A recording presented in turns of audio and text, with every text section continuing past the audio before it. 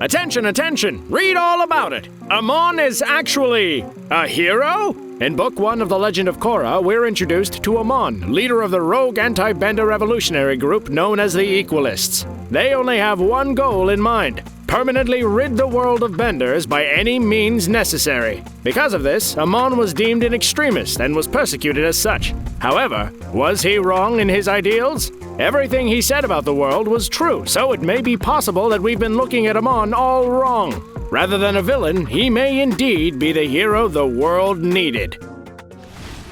Compared to other villains like Joker, Frieza, or Fire Lord Ozai, whose actions were guided by selfish intentions, Amon never acted for his own interest. Instead, he acted on the injustice he saw in the world. Amon believed at his core that bending was the source of all the world's problems, and where is the lie in that? Before Amon's time, the world was stricken with war caused by the Fire Nation, believing that they were superior to the other nations. Even more so, their ideology came down to the idea that fire was the superior element, making this a war about bending.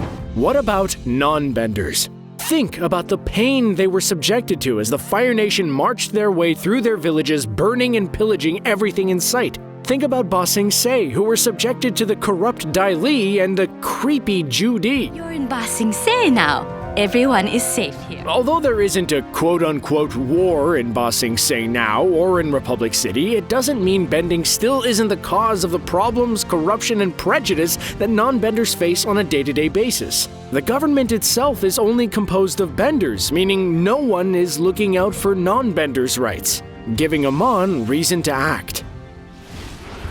Imagine today if you were deemed a low-class citizen based on your genetics, that the city you lived in was subjugated to rules and regulations that only looked out for those who were deemed worthy, leaving you to fend for yourself. This is the world non-benders lived in, as laws were made to protect benders, and those who couldn't bend, well, I hope you make it. Think about it. Republic City was created as a place where all nations could live in harmony despite their differences. However, those differences only consider the consequences that come with bending, like another world war, meaning the laws and the system that Republic City thrives on doesn't consider non-benders. It wasn't made to. The police force are benders. Athletes are benders. The United Republic Council is made up of unelected representatives who are all benders. Although his actions may have seemed extreme, Amon only pointed out the truth. Those who opposed Amon just failed to open their eyes to reality.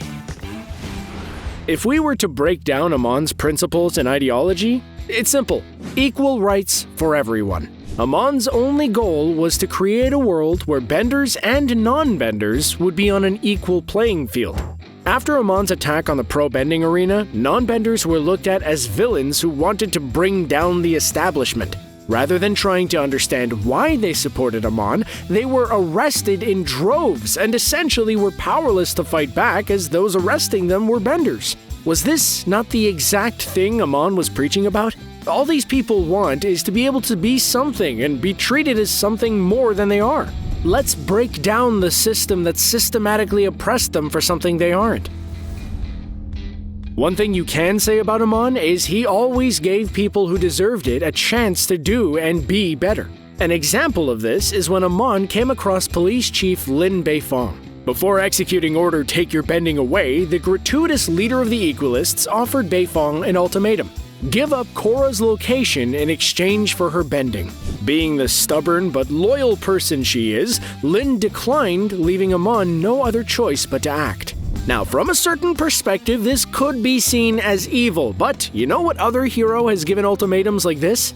Batman. In the Dark Knight trilogy, there are countless times Bruce resorted to using violence to get the information he needed. Yet to us, Batman is the hero Gotham needs, not the one they asked for, so how is Amon any different? In his eyes, taking away bending is just a necessary means to an end.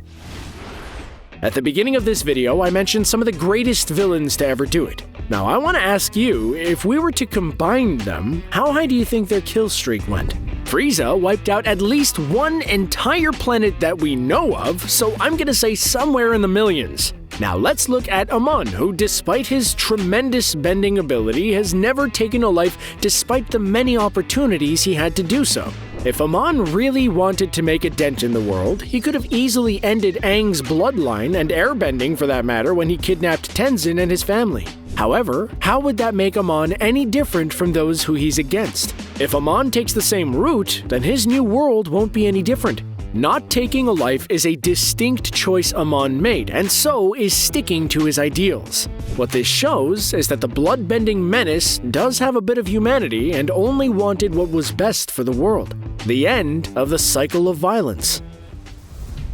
Although it shouldn't excuse his actions, Amon didn't have the best of upbringings. Born as Noatok, he and his brother Tarlok were wrapped into a plot for vengeance by their father Yakon, who had his bending ripped away from him by Avatar Aang. As a result, the brothers had to learn the inhumane technique of bloodbending. For years, day and night, the two, who would become the bloodbending duo, were forced to bloodbend innocent animals, and soon, even each other. Compared to Tarlok, who didn't have the stomach to continue, Noatok was obedient and became a cold vessel, shouldering the burden of fulfilling their father's wishes. That is, until Yakon dared to lay a hand on Tarlok.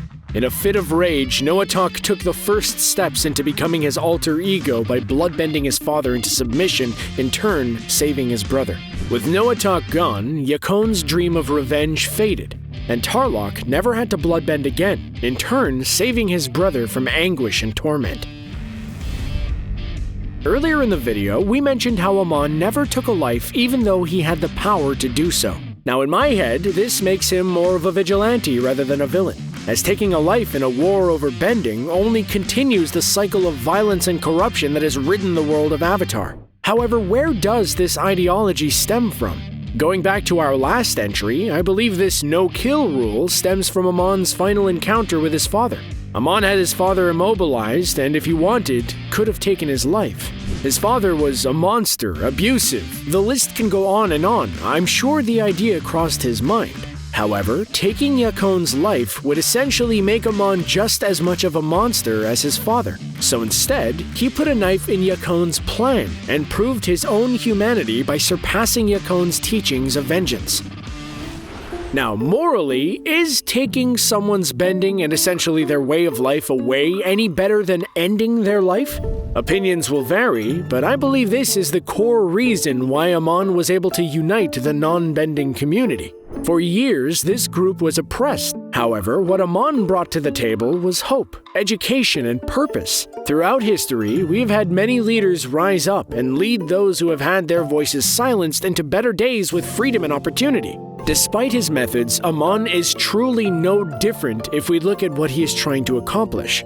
Unfortunately, Korra didn't see that and sought to end the rally that would have finally ushered in an age of equality we all deserved. They deserved. Amon truly had good intentions in his heart, and that good was highlighted further as his end was imminent. When Amon was forced to reveal the truth that he wasn't a victim of the atrocity bending brings and was a bender himself, his revolution came to a crashing end, leaving him with the choice of what to do next. Amon could run or even exact vengeance against all who opposed him. Heck, he could lose it and take down everything and everyone around him. Instead, however, he chose his humanity. Amon chose to be Noatok once again and bust his brother out of jail, whom he had just thrown in jail days before. Why would Amon make this choice? Well, it all comes back to what led Noatok to become Amon: the protection of his brother from having to experience the reality of the world. While both men committed crimes in order to do what they felt was right, both were also victims of the world that placed bending on the highest pedestal. So what is left for Noatok and Tarlok? The Equaliists are disbanded. Tarlok has no political standing, and the war both were fighting has come to a screeching halt.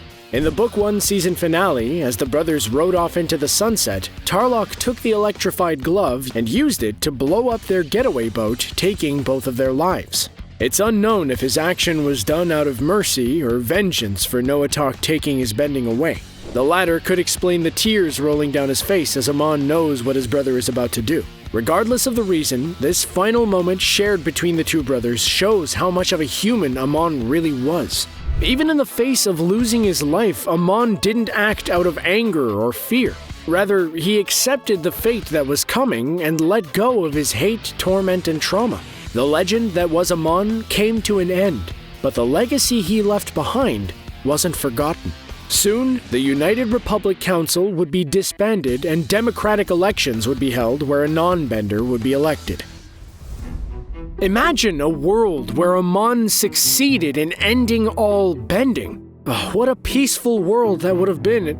I mean, I don't care what anyone says. Amon is definitely the villain, and he got what was coming to him. Anyone want some cabbage?